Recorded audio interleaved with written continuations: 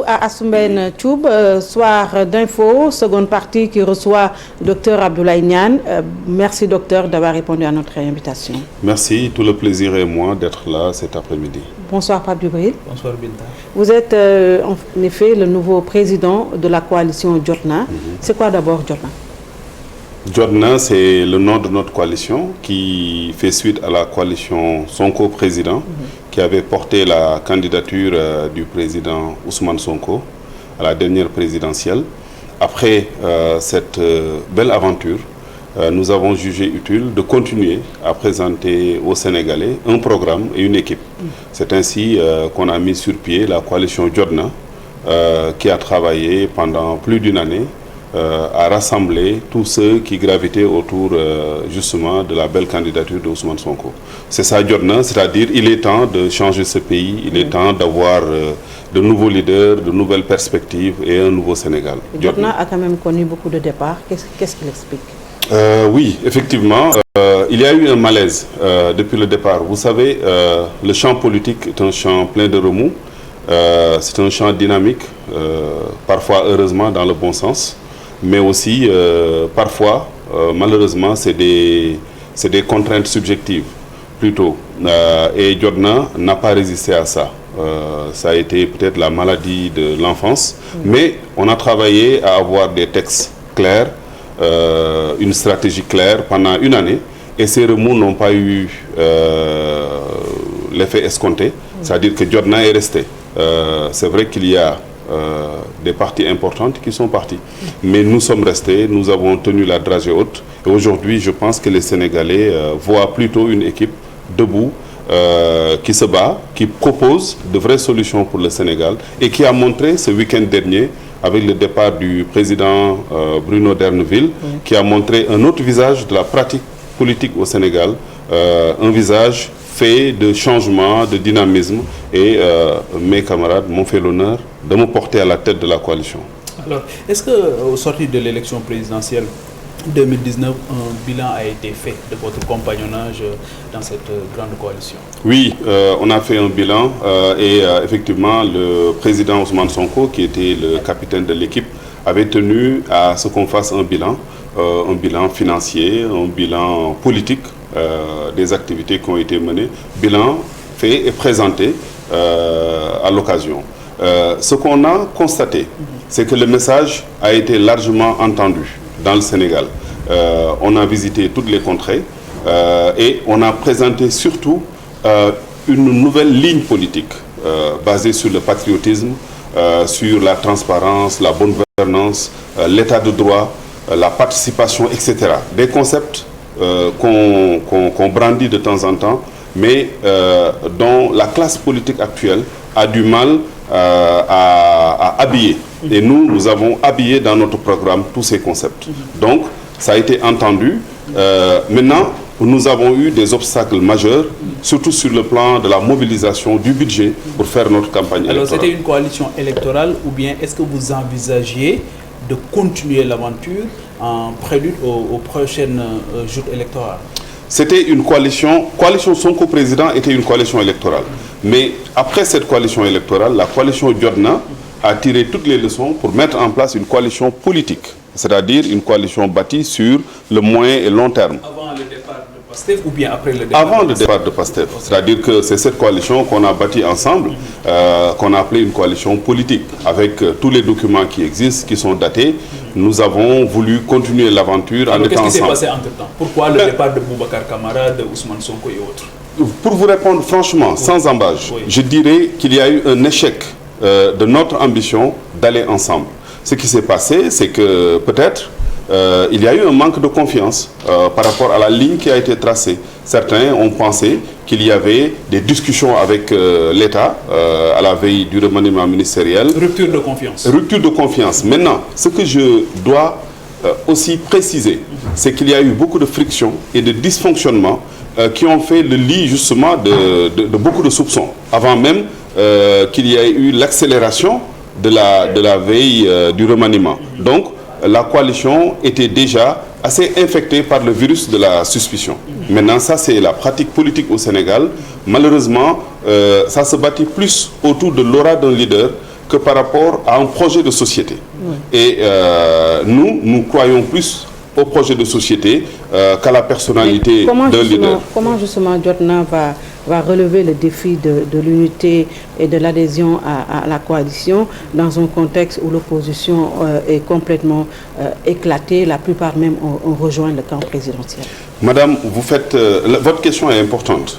La plupart des gens de l'opposition ont rejoint le camp présidentiel et il importe pour les fils de ce pays de refuser qu'il y ait ce bloc monolithique, puisque ce bloc monolithique va signer la mort de la démocratie. Je pense que dans un pays comme le Sénégal, qui fait face à beaucoup de contraintes, dans un monde qui bouge avec la Covid, qui a fini par mettre à bas beaucoup d'espoir, il est temps pour les fils de ce pays de créer justement une dynamique qui va avoir une opposition face à un pouvoir, une opposition responsable, crédible, qui va proposer, qui va critiquer, qui va aussi parfois applaudir quand il y a de bonnes choses. Justement, quelle stratégie pour asseoir cette opposition crédible? Cela dit, donc j'insiste sur l'importance de l'opposition au Sénégal. La stratégie à mettre en place, c'est justement ce que nous faisons et ce que nous avons fait ce week-end, c'est-à-dire être une compagnie de personnes qui se respectent, mettre en avant plus les valeurs que nos personnalités qui sont plutôt peu importantes par rapport au Sénégal, travailler aussi pour une offre alternative, une vraie offre politique face aux grandes questions de l'heure. Aujourd'hui, l'économie est malade, c'est une économie covidée, comme me disait un ami. On a la mondialisation qui a aujourd'hui subi un frein, alors que les grandes multinationales sont chez nous. Elles tiennent nos économies alors que ça ne marche plus au plan global. Donc on a de réels problèmes. On a des problèmes d'emploi, on a des problèmes d'identité même par rapport à ce que nous devenons comme nation. Je pense que cela dépasse nos personnes et aujourd'hui on est écœuré quand on voit ce que le champ politique sénégalais est devenu avec des offres à la petite semaine, des offres de pré-bande, des discussions autour de postes. Le Sénégal nous dépasse, l'Afrique nous dépasse, nous devons nous ressaisir, être fidèles à la pensée de grands Sénégalais comme Cheikh Anta Diop, de grands Africains comme Nelson Mandela, comme Kwame Nkrumah. C'est cela qu'il faut restaurer dans ce pays et non être dans des calculs de bas étage. Oui, alors toujours dans le cadre du projet de société, de l'offre programmatique, quelle est aujourd'hui la valeur ajoutée que Jotna peut apporter aux landerneaux politiques? La valeur ajoutée, elle est importante pour nous, puisque aujourd'hui au Sénégal, on brandit beaucoup de concepts sans y mettre une âme, une pratique. Il est temps que nos politiques publiques soient drivées, soient gérées par une vraie expertise.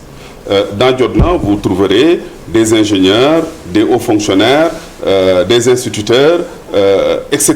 Des gens qui ont une pratique sur le terrain. On ne fait pas la politique pour vivre de la politique, mais on fait vivre la politique pour une offre alternative. Quand on parle aujourd'hui de bonne gouvernance, mais on en parle depuis une vingtaine d'années, mais quelles sont les techniques de bonne gouvernance qu'on met en place dans nos administrations? Qu'est-ce qu'on fait quand quelqu'un fait preuve d'une mauvaise gouvernance? Qu'est-ce que techniquement on fait pour corriger, pour prévenir et corriger? Quand on parle de transparence, nous avons les mécanismes, nous avons l'OFNAC, nous avons l'IGE, on a des institutions, mais on n'a justement pas les mécanismes. On a des institutions, on a des textes, mais on n'a pas de mécanisme. Tenez, la gestion de la Covid. On a vu le ministre de l'Intérieur à la RTS expliquer les textes qui ont été pris. Ce n'est pas son rôle. Son rôle en tant que politique, c'est d'essayer d'avoir une approche inclusive pour que, éventuellement, les mesures qui sont en place soient acceptées et comprises par les Sénégalais. C'est ça le rôle politique d'un leader. Maintenant, après, son conseiller technique ou le gouverneur de Dakar peut aller à la télé expliquer les mesures draconiennes, les mesures coercitives de l'État pour contraindre les populations. Mais je pense que cette offre politique, faite de générosité, de compréhension pour que les gens soient résilients, on ne l'a pas dans ce pays. Mais pour cette nouvelle offre politique, est-ce qu'il ne serait pas mieux d'avoir des hommes neufs? Il ne s'agit pas de prendre les mêmes et de recommencer. Ah, mais justement, je pense qu'on est assez neuf dans le landerneau politique. Nous n'avons pas encore été aux commandes des choses, nous n'avons pas encore proposé de pratiques gouvernementales et nous voulons justement proposer aux Sénégalais autre chose pour qu'on nous fasse confiance et pour qu'on essaie de développer ce pays parce qu'il est temps, Jotna. Oui. Alors, cette offre programmatique, dans un contexte où l'on dit que le président n'a plus droit à un troisième mandat, Jotna, est-ce que Jotna est prêt à faire face pour que Macky Sall puisse quand même respecter ce qu'il avait promis aux Sénégalais? Jotna fait face. Jotna fait face aujourd'hui en expliquant aux Sénégalais que il n'y a aucune justification possible pour un troisième mandat. Le président de la République s'est prononcé, il a offert sa parole de leader. Nous pensons même que les textes sont clairs. Le constituant ou bien les constitutionnalistes qui ont conseillé le constituant ont fait leur lecture en disant que ce n'est pas possible. Donc aujourd'hui, nous, ce qu'on peut faire, c'est dire qu'on appelle le peuple sénégalais à faire barrage au troisième mandat. Maintenant, il n'appartient pas aux politiques, parce que ce serait une mission trop lourde de faire barrage, d'empêcher un président de la République. C'est le peuple qui doit être conscient et qui doit défendre sa constitution. Mais comment? Avec quels moyens? Comment? Mais parce que le traumatisme de 2012 est encore là. Beaucoup de Sénégalais, le 23 juin, et même après le 23 juin, il y a des Sénégalais qui ont perdu la vie. Est-ce que les politiciens sont encore prêts à amener des Sénégalais à perdre comme ça une vie pour une troisième constitutionnalité ou pas d'une candidature? Mais les vies qu'on perd en ne revendiquant pas la liberté coûtent beaucoup plus, sont beaucoup plus nombreuses que les vies qu'on perd en se battant dans la rue pour revendiquer la liberté. Rien ne change. Justement, les combats d'hier sont ceux d'aujourd'hui. Je suis tout à fait d'accord avec vous. Effectivement, il y a eu un espoir qui a été déçu. Mais la liberté n'a pas de prix et le combat pour la liberté ne saurait s'arrêter. C'est un combat perpétuel. On s'y mettra. Vous savez, la démocratie, c'est le dynamisme. C'est le mouvement. Quand on s'arrête, c'est la mort. La vie, c'est ça. Quand ce sont les mêmes juristes, les juristes du Sénégal qui installent le flou total autour de cette candidature du président, on a entendu Zouanke dire que le président peut briguer en seconde au vu de la Constitution, de l'ancien ministre de la Justice, Doudou Ndoye, un juriste émérite qui dit que le président aussi des Pape Dembassi. Les Sénégalais ne savent plus quoi faire. Il y a deux choses. Oui. C'est-à-dire qu'on mélange le débat technique des juristes du débat de la démocratie, de la légitimité. Je pense que la démocratie va au-delà du discours politique et même du discours juridique et même de la technique juridique pure. La démocratie, c'est beaucoup plus profond que ça. Je pense que beaucoup de professeurs de droit se sont prononcés au vu de ce qu'ils appellent l'application de la loi dans le temps. Il y a eu un texte nouveau qui instaure une norme nouvelle et ils ont dit que cette norme prend place à partir de l'instauration. Bon, c'est une lecture. Mais moi, je vais plus loin. Je pense que la parole du président de la République qui se prononce, qui dit que c'est mon dernier mandat, l'esprit aussi des gens qui ont écrit cette constitution, enfin, qui ont dit que, je dis bien, nul ne peut faire plus de 2 mandats successifs. Et le constitutionnaliste a répété cette phrase 3 fois. Ceci nous pousse à dire que par décence et par attachement à la démocratie, on ne devrait pas parler au Sénégal de 3e mandat. Et on connaît tout ce qui entoure cette logorée sur les 3e mandats en Afrique. C'est la conservation du pouvoir. Nous ne voulons pas être heureux dans un pays où il n'y a pas de démocratie. Ce n'est pas possible. Les gens nous disent, on va développer l'économie, on a bien commencé, donc taisez-vous, rien ne se passe sous le soleil. C'est ce qui se fait en Côte d'Ivoire, c'est ce qui se fait en Guinée, c'est ce qui peut-être s'est fait au Rwanda. Nous ne voulons pas de cela au Sénégal, puisque le Sénégal est différent de tous ces pays. Avant 2024, on a aussi d'autres échéances. Et aujourd'hui, personne ne connaît la date des prochaines élections. Quelle est locale et législative. Quelle est aujourd'hui la posture de votre coalition par rapport à ça? Notre coalition s'est prononcée. Quand il y a eu cette scission de la coalition, la première assemblée générale qu'on a tenue ici à Dakar, on a martelé l'obligation de respecter le calendrier républicain. C'est d'ailleurs l'une des conclusions du dialogue national. Et par respect aux acteurs qui se sont réunis, par respect à ce qu'ils avaient promis aux Sénégalais, que s'il y a consensus, le consensus sera appliqué. Nous avons dit que ça a fait partie du consensus. Il n'y avait pas de date. Mais on avait dit que dans le premier trimestre de l'année 2021, les élections locales vont être organisées. Mais malheureusement, aujourd'hui, on parle de troisième vague, de deuxième vague. Est-ce que dans ce contexte aussi de Covid, on peut se permettre d'aller à une élection? Monsieur Fall, vous savez bien que les États vivent sous contraintes. On ne peut pas toujours parler de contraintes naturelles pour bloquer justement ce qui fait la légitimité de nos leaders. J'ai l'habitude de dire, pourquoi minimiser les Sénégalais dans la gestion de leur vie de tous les jours? Peut-être qu'en choisissant de nouveaux leaders, ces nouveaux leaders peuvent faire face aux contraintes de la Covid. On sait que ceux qui sont là aujourd'hui ont des difficultés pour gérer la Covid. Mais laissons les Sénégalais avoir l'opportunité de nommer des personnes qui vont gérer la Covid.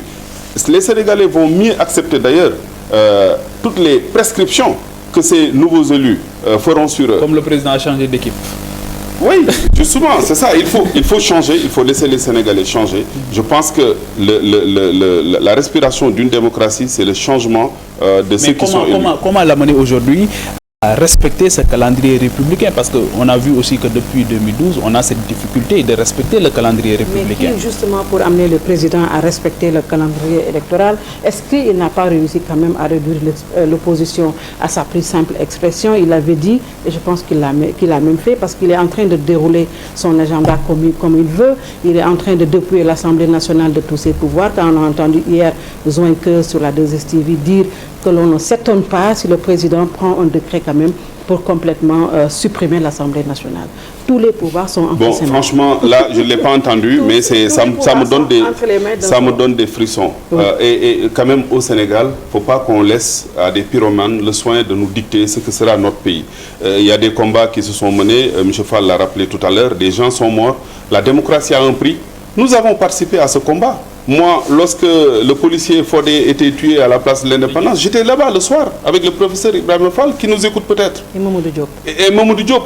J'étais haut fonctionnaire, mais j'avais pris 1 mois de congé pour me battre, pour que ce pays change. Donc, les gens se donnent dans l'anonymat pour que le Sénégal soit dans une liberté. Donc, il ne faudrait pas que des gens fassent de l'aventure intellectuelle dehors et reviennent à leur retraite pour nous dicter comment faire une dictature. Je pense que vos questions le montrent. Ce pays tourne vers la dictature. C'est une mauvaise sauce qu'on ne va pas faire boire aux Sénégalais. On a une histoire de démocratie. Il faut que cette histoire reste. Les questions que vous me posez convergent vers une chose. Le régime est en train d'avoir un coup de froid, un coup de dur, et le Sénégal ne devrait pas accepter ça. Les Sénégalais ne pourront pas accepter ça. Égard aux aventuriers de la démocratie. Alors, en 2012, Binta, nous avions le président Abdoulaye Wade avait en face de lui des leaders de l'opposition charismatique, Ahmad Dansokho, paix à son âme, Abdoulaye Bathily et tant d'autres qui avaient faire bloc et faire chorus pour se battre et donner de la voix. Aujourd'hui, quand on constate le départ du numéro 2 de l'opposition, ou bien du leader de l'opposition, après les élections de 2019, Idrissa Seck, qui rejoint Macky Sall, et en rejoignant le président Macky Sall, il dit à la télévision que 85% de l'électorat est du côté aujourd'hui de la majorité présidentielle. Est-ce que 15% peuvent faire la balance, faire mouche? Bon, c'est juste pour me taquiner peut-être, mais vous êtes plus intelligent que ça. Vous savez bien que M. Seck n'est pas parti avec 20%. Vous savez même bien que M. Macky Sall n'est pas resté avec 58% des Sénégalais. Je pense que ça, c'est des mathématiques de bas étage. C'est pas sérieux. On ne joue pas avec le peuple sénégalais. Je pense quand même que M. Seck est libre de faire ce qu'il a fait, mais à sa place, si je cristallise toute l'opposition, j'aurais pu être là pour l'histoire, justement, pour dénoncer éventuellement ce qui ne va pas et cristalliser l'espoir des Sénégalais. Maintenant, c'est une lecture qu'il a faite, qu'il a menée, il a ses propres raisons. Est-ce que son départ aujourd'hui affaiblit l'opposition? Son départ, effectivement, n'est pas de nature à consolider l'opposition, c'est le moins qu'on puisse dire. Mais ça montre plus clairement les lignes. Aujourd'hui, les Sénégalais peuvent savoir qui s'oppose et qui ne s'oppose pas. Lui, il avait peut-être une avance sur la jeune génération. Il est là depuis très longtemps et les peuples choisissent peut-être avec cette sagesse millénaire qui veut qu'on choisit quelqu'un de mature, de mûr. Il avait cette chance-là de pouvoir effectivement incarner l'alternative. Il l'a presque bousillé. ça donne une chance à la nouvelle opposition. Nous pensons faire partie de cette opposition et nous pensons avoir aujourd'hui les épaules assez larges pour cristalliser autour de notre coalition tous les Sénégalais qui veulent que ça change dans le respect de ce que le Sénégal est, c'est-à-dire un pays de paix, de sagesse, un pays de tolérance, mais un pays de dignité, mais aussi avec une équipe qui sait s'ouvrir au monde, qui a une expertise pour mener le Sénégal dans cette zone de turbulence. C'est ce que nous proposons aux Sénégalais. Ce n'est pas un petit projet, nous en sommes conscients, mais nous sommes aussi conscients qu'il faut que des fils de ce pays se lèvent pour dresser la barre. Alors, quelle est votre réaction suite à l'incarcération du président de Horizon Sans Frontières, Boubacar Sèye? Oui, ça c'est aussi, à mon avis, ça c'est aussi une action de trop.